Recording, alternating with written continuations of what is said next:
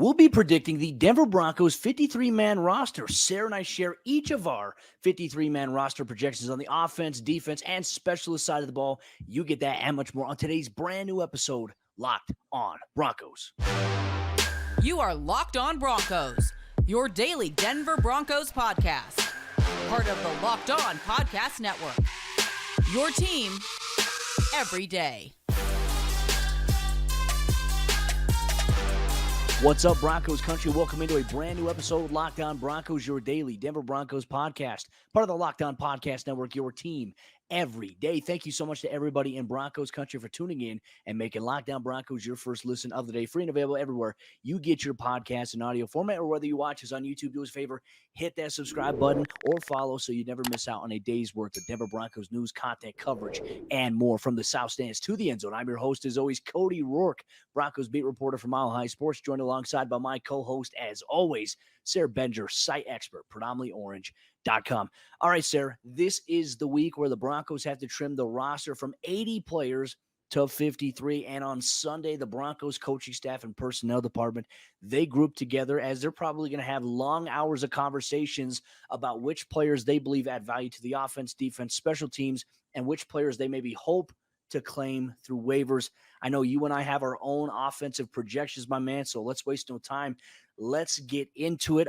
I'm going to start things off, if that's okay here. I want to open up by just saying this was a tough decision. I had to make sacrifices at other positions in order, I think, to get the players I feel like deserve to be on the roster in a sense, or that have made plays to be on the roster. Let's go to quarterback. Okay, everyone wants to know, who's the Broncos quarterback this year? Well, we all know it's Russell Wilson. His backup, though, I have it being Brett Rypien. And the reason for Rypien, as we've discussed, I felt like all throughout training camp, being there in person, watching him, and even in the preseason, he's commanded the offense with more authority, has moved the ball downfield. There's areas that he needs to work on, but I feel like he showed a better hold of the offense than Josh Johnson did. So that is my quarterback room right there. Running back, I got Javonte, Melvin, and Mike Boone going with three backs. No surprise there. Wide receiver, I've got 7. And this was a tough one because I had to ponder in my head who would be available, who might be a trade candidate, who might get released and also be subject to waivers and potentially claimed by another team. So I went with Cortland Sutton, obviously, KJ Hamler, Jerry Jeudy, Montreal Washington, Kendall Hinton, Brandon Johnson. Obviously, he's got the high ankle sprain. He could go on IR. That could change some things there, which allows me to bring on Jalen, Virgil, the undrafted rookie out of Appalachian State there, my friend. So, Sayre, I want to hear your quarterbacks, your running backs, and your tight ends, and then we'll get to the other units. Well, I'm with you on the quarterbacks, Cody. I've got Russell Wilson, no surprise, and then obviously followed by Brett Rypien. I just feel like over the course of the preseason, he showed a little bit more consistency. And Josh Johnson, I do feel like you can get him back on the practice squad, since you're allowed to keep up to 6 vested veterans on your 16-player practice squad. So there's a lot of space, a lot of room.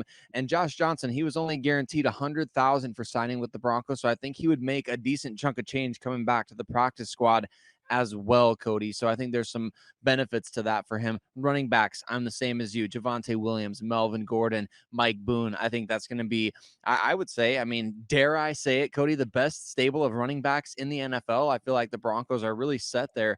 And then the wide receiver position is where things started to get tricky. I've got the same top 5 as you with Sutton and Jeudy, followed by obviously KJ Hamler, and then Montreal Washington, who had an outstanding offseason, just a star rookie out of Samford. After that, it's Kendall Hinton, in my opinion. I think that you can pretty much Sharpie his name in. Yes, he had the drop against the Vikings, but I don't think one drop is going to compromise his roster spot or anything. And then I had Brandon Johnson as my 6th guy until this injury, the high ankle sprain. And I just can't help but wonder, is that going to impact his roster status? I really hope it doesn't, because he's been a great story, and I think he deserves that spot. The Broncos treated him like he was a 53-man roster player, even dating back to a couple weeks ago. He was not playing in the second half of preseason games. He's an undrafted rookie with a $5,000 signing bonus. So certainly a guy that I think should be on the roster. But because of that injury, on my final roster prediction, I have Tyree Cleveland. Just, I think, a lot of smoke there with Dwayne Stukes really liking Tyree Cleveland. Personally, this is where I struggle, Cody, because I personally would have picked Jalen Virgil as well, just based on the big plays that we saw in the preseason, the big play potential in the return game. But it sounds like maybe Tyree Cleveland has that edge. I'm kind of just buying that smoke, kind of just believing that a little bit, instead of going with what I really would do personally instead. Well, that's always a tough dilemma, right? Because, Tyree unfortunately suffered the throat injury, was not able to do as much as I think the Broncos had hoped for.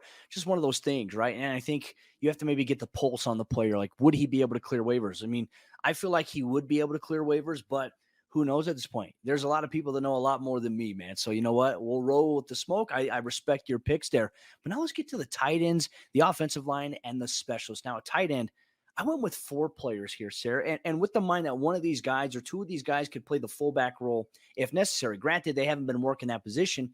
It's just not much of a change outside of them just shifting to being behind the quarterback or as a wing or being in line. They can do all these things. So I went with 4 tight ends. Alberto, Greg Dulcich, as he continues to work back from the hamstring. Part of me wonders, will the Broncos put him on IR designated to return? So maybe he'll be ready for week 5 of the regular season against the Indianapolis Colts in that Thursday night football game. Denver is evaluating their options right now. Eric Tomlinson, who, in my opinion, I felt like showed us in the preseason, showed us in training camp.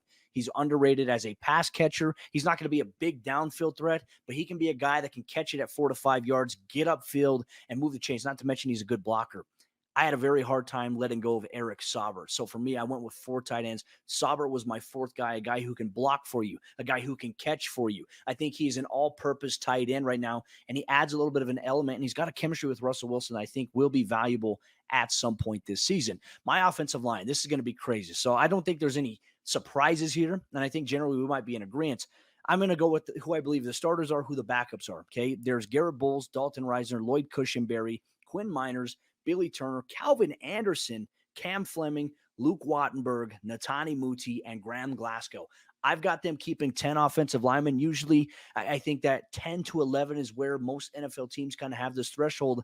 And I just couldn't see some of the other younger guys outside of Wattenberg really kind of being in a position to make the 53. I think that a lot of those guys are practice squad candidates who likely will be. So there is that. And then specialists, McManus, no question. Punter, Cordis Waitman, and long snapper Jacob Bobenmoyer. Now, were you and I in agreement on these 3 things, or do we differ a little bit? Well, I think just a little slight differences from my list, Cody. I'll start with the specialist. Obviously, Brandon McManus, he's going to be the kicker. I agree with you. I think Corliss Waitman, to me, he's got that hang time to let the coverage unit get down there a little bit better. And then I just worry about the amount of potential blocked punts from Sam Martin. We saw another instance of a near blocked punt against the Minnesota Vikings, and he had to shorten his swing. The Vikings took it back for a decent return. I feel like that happens far too often with Sam Martin. And then at the long snapper, I'm gonna go ahead and say I think the Broncos will let go of Bobenmoyer and bring in one of those 9 guys they've previously worked out. I don't know which guy it'll be, but I think that the mistake that he made and some of the off snaps that he had in that preseason finale, I think the Broncos are going to replace him. So I don't know exactly who's going to be that guy, but I think Bobenmoyer is going to be replaced. Tight end, I have the same as you, except for I flopped Saubert with Andrew Beck. I'm kind of feeling like maybe the Broncos are going to keep Beck as that fullback type. Otherwise, I have the same guys: Okuwebunam, Dulcich, and Eric Tomlinson. And then at the offensive line, Cody, this is a tough one because do you keep Cam Fleming as one of your backup right tackles, or do you try to carry just 9 guys, 10 guys? That's a tough part. So I've got the same top 6 as you, all the way to Calvin Anderson as your swing tackle, with Billy Turner as kind of the projected starting right tackle. Then obviously keeping guys like Luke Wattenberg on the interior offensive line, Netani Muti. The question I think becomes if Graham Glasgow is a trade candidate. If Graham is a trade candidate, then you keep 9, and I have the same 9 remaining guys as you. Otherwise, I think if you don't, I think the only difference that I would have is that Cam Fleming is my odd man out, and I would keep 9 instead of 10 offensive linemen there if Glasgow is part of your plans this season. But I can see exactly where you're coming from. As I think Cam Fleming has he's obviously got a rapport with this unit. Garrett Bowles mentioned him by name when talking about who could potentially be playing at right tackle this season. So certainly I think that he's an option there once again this year, even though last year I kind of think I was kind of bamboozled by his situation on the roster. So certainly I think Cam Fleming is a good candidate, but I've got 9 offensive linemen, and he's kind of the one out for me. Well, Broncos country, let us know down below whose 53-man roster on the offensive side of the ball do you like? Do you like mine or Sayre's? Do you have a different one than us? If so, drop it down in the YouTube comment section down below. But what about the defensive side of the ball? We're going to project our 53-man roster. Take a look at all the defensive players and positions coming up here in just a moment. But before we do that, let me tell you about our friends over there at BriteCo. Now, I told you the story last week about the time where Chris Humphries threw Kim Kardashian off the pier into the ocean. She lost her diamond earrings as she was crying, and her sister was like, Kim, there's people in the world dying. I'm pretty sure your earring is not as important. So you know what? Here's the lesson. You don't want to be that guy, and you certainly don't want it to be splattered all over the internet. And the guys at BriteCo Jewelry Insurance will make sure that you get a replacement for the full value of that ring, no matter if it's lost, stolen, or you just can't figure out what happened to it. Go to brite.co/lockedon. It's the fastest and the easiest and cheapest way to cover your butt with the best jewelry insurance in the business. And we all hate insurance, right? But these guys at BriteCo turn the whole experience around. So it's probably the easiest thing that you can do for yourself this week. No excuses, man. For $5 a month, you get totally comprehensive coverage, and it won't take you more than 2 minutes on your cell phone. Check it out, brite.co/locked on. And you have to see the videos that they have over there at BriteCo. Make sure you check it out, brite.co/locked on. And our good friends over there at Turo. And Turo is the world's largest car sharing marketplace. And with Turo, you can book any car you want, wherever you want it, from a community of local hosts. And you can browse a huge selection of vehicles for just about any occasion or budget across the US, Canada, and the UK. You can book a spacious SUV or minivan for a family road trip. You can get a classic or luxury car for a special event, birthday, or holiday, and find affordable economy cars if you're on a budget and just need to get from A to B. Test drive that new electric vehicle that you've had your eye on to see how it fits in your everyday life. And many Turo hosts can even deliver the car right to you. Every trip is backed by liability insurance. Terms, conditions, and exclusions apply. Ditch boring rental cars and find your drive at Turo.com. All right, Sayre, let's continue on here with our 53-man roster projection ahead of Tuesday's deadline, 4 o'clock p.m. Eastern time, 2 p.m. Mountain time. The Broncos will have to be from 80 players to 53, but we expect some moves to happen in the next couple of hours, from 24 to 48 hours leading up to that. However, the Broncos and other teams cannot make any waiver claims on players until Wednesday, I believe, at 12 o'clock p.m. Eastern time. So that's when we'll start seeing some more movement about who the Broncos pick up, or the former Broncos get picked up by other teams. Let's dive into the defense here. Let's start off at cornerback. I'm going to go through cornerback and safety, and then we'll get to the other positions here, though, Sayre. For me, I felt like this was a pretty easy kind of comparison to make. I think, especially considering Michael Ojemudia's injury, there's flexibility that provides with what the Broncos personnel department can do. I've got Patrick Surtain, obviously Ronald Darby, K'Wan Williams, Damarri Mathis, the rookie who's really stood out. I have Michael Ojemudia, even though he could be placed on IR, designated to return, which allows them to not count him against the 53-man roster and then add somebody down the road. And Sayre Bassie, I felt like, did a pretty good job in the preseason, going through, having to cover Jerry Jeudy every day in training camp, taking his licks there. I feel like he's really risen up a little bit to be the backup there for K'Wan Williams. At safety, this was definitely an interesting one. I had them keeping 5. So sticking with the 6 D corners and the 5 total safeties, I've got Justin Simmons, Kareem Jackson, PJ Locke, and Caden Stearns, the top 4, an easy lock. But that 5th guy, I felt like with his performance against Minnesota Vikings, I'm going to go with Delarian Turner-Yell, who demonstrated coming up as a thumper, but not to mention having that 9-yard sack on Kellen Mond. I think there's molds and traits to him that will make him an impact player. Maybe not this year, but maybe in 2 to 3 years, which I think the Broncos, they see value in. What does your secondary look like? Well, my secondary looks pretty similar, Cody. I've got the Broncos going with 5 corners to start, and that may seem a bit risky. I don't have Sayre Bassie on my roster, and maybe I'm just being super harsh. Maybe it's the fact that I didn't get to see every day out at practice and those different type of things. Personally, to me, I don't think any cornerbacks really stood out in this preseason, unfortunately. And that's just maybe I'm being really harsh about that. I just think you carry Michael Ojemudia along with the other 4 that you mentioned, obviously Surtain, Darby, K'Wan Williams, and then the rookie Damarri Mathis. And then you carry Michael Ojemudia onto your initial 53 and place him on injured reserve, because we know the Broncos can't just put him on injured reserve right away. They'll have to add him to the 53-man roster in order for him to come back at some point this season. So that's an important distinction here. Like, if a player's injured right now, the Broncos will have to take them onto the active roster if they plan on bringing them back at some point this season. Otherwise, it's season ending. So that's where things get tricky. Like we mentioned with Brandon Johnson on the offensive side of the ball, similar deal with Ojemudia, but I have them keeping those 5 corners and then bringing Ojemudia to IR and then supplementing some other way, whether that's waivers, free agency, a combination of both. But initially, I have them keeping 6 safeties, Cody. I wonder if the Broncos would be able to try to carry J.R. Reed and Delarian Turner-Yell both into that active roster to start off the season and kind of just see if after that first wave, maybe in a second wave, you could sneak a guy like J.R. Reed through waivers and get him back onto your practice squad instead of having him be part of that first wave. So if you do sell in that corner down the line and grab 2 guys to bring in or something like that, or you do keep a Bassie and add somebody else, then you have J.R. Reed still on the roster in some capacity and able to bring him back on the practice squad.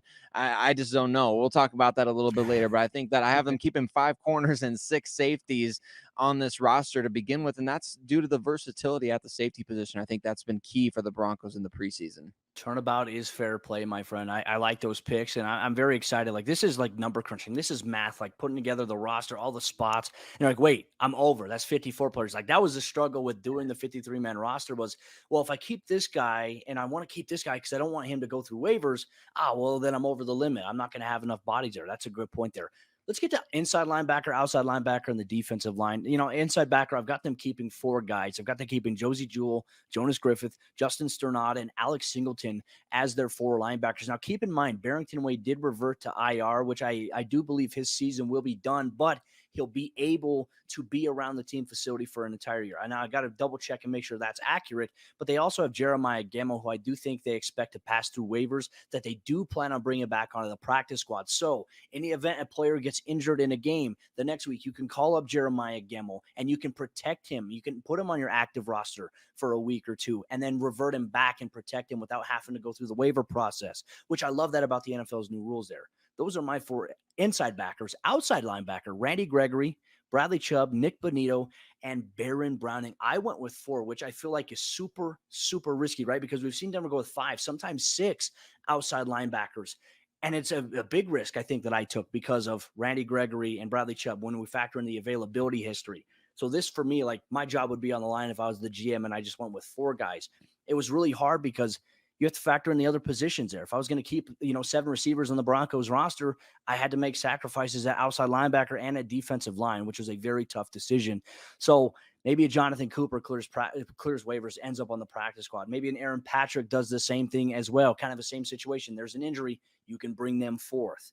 Defensive line, I've got Draymond Jones, DJ Jones, Deshaun Williams, Mike Purcell, and Matt Henningsen as my final 5 defensive linemen, which, in years past, there's sometimes been 7 players.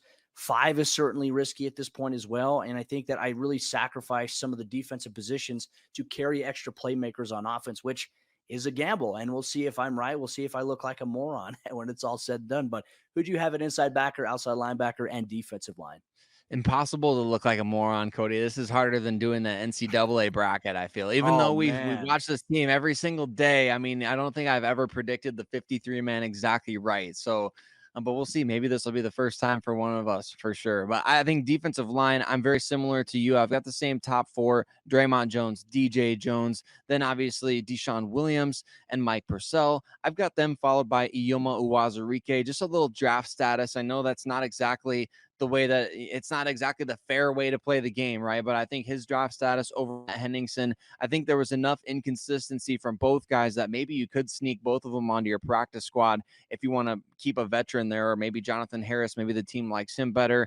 I would personally go big and go after a guy like Ndamukong Suh, just really upgrade that depth there on the D-line. The D-line was bad in the preseason.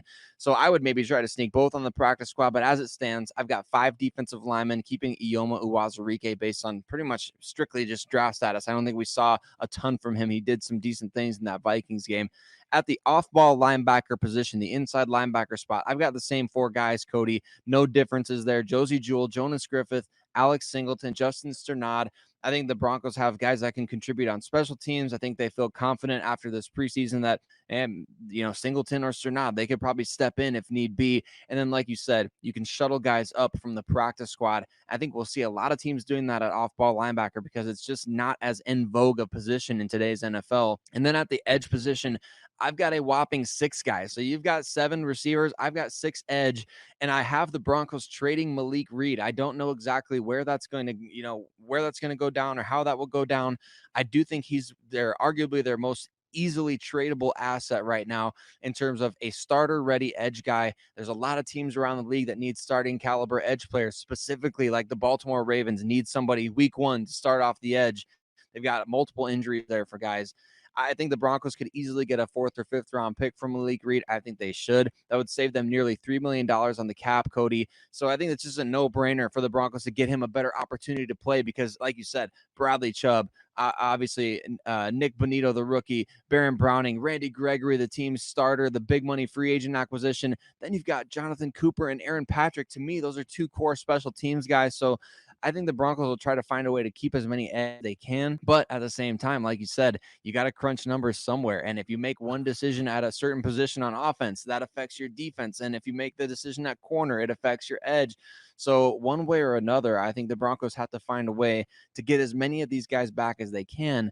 But right now they've got 7 guys that I think are going to be on NFL rosters this season. And they've only got, like you said, 4, maybe 5 or 6 at the most spots.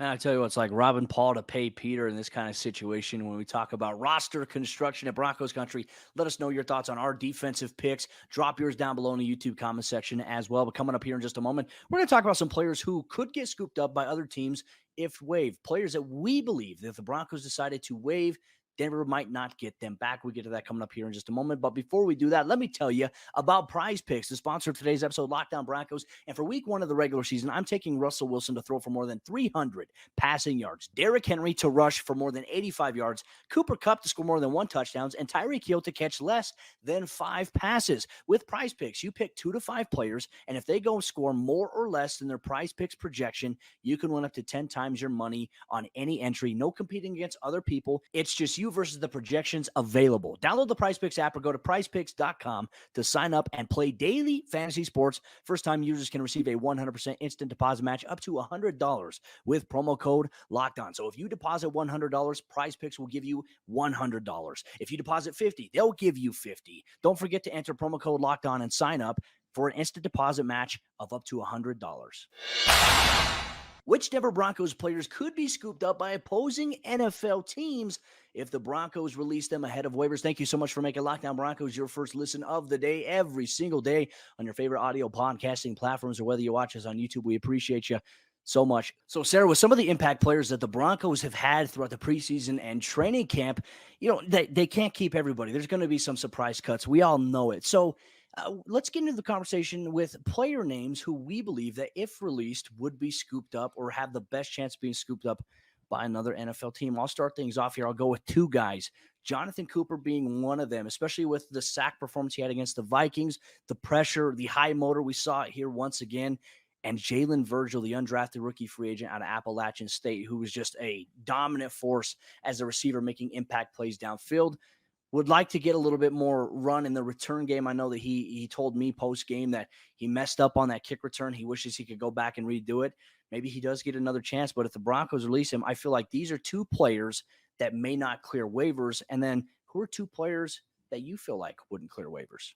Well, I agree with those 2 picks you made, Cody. And I would say on the defensive side of the ball, after that game against Vikings, do we think McTelvin Agim would clear waivers? I don't know about that. I mean, he put something out there. I mean, that was as good of a game as you can have in the preseason, in my opinion, for a defensive lineman, and he put it all out there. So I think some team would scoop him up. He's a former 3rd-round pick, got 2 left on his rookie deal.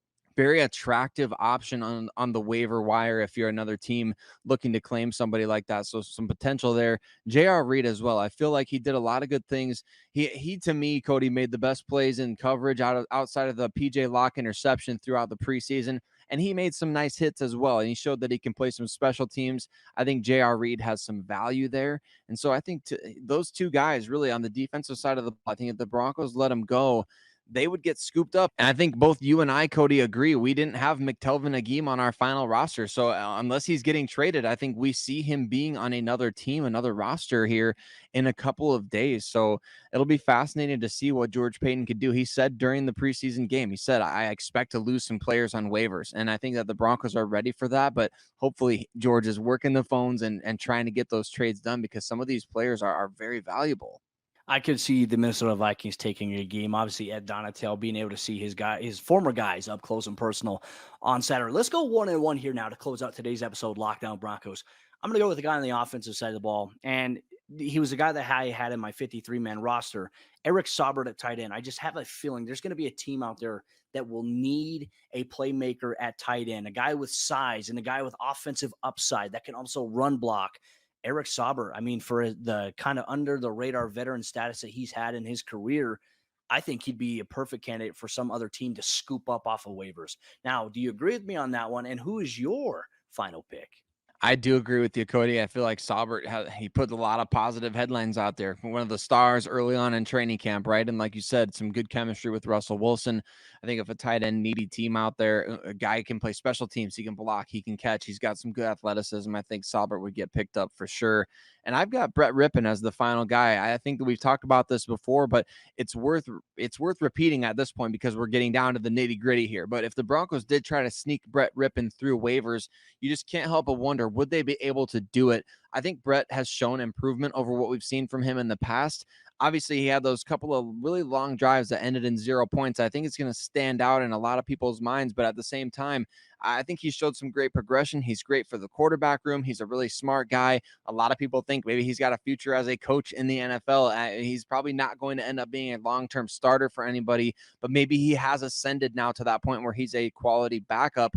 We'll kind of find out what the Broncos think of him there, but I do think if they try to put him on the waiver wire, there's enough teams out there that need a QB2. The Broncos just played against one of them. Obviously, the Vikings traded for Nick Mullins, but there's other teams out there. The Cowboys, they probably need an upgrade at QB2 as well. So there's plenty of teams out there that I think would take on Brett Rypien, who's not even making $1 million this year against the salary cap. So it'd be fascinating to see, but I do think he would get scooped up for sure.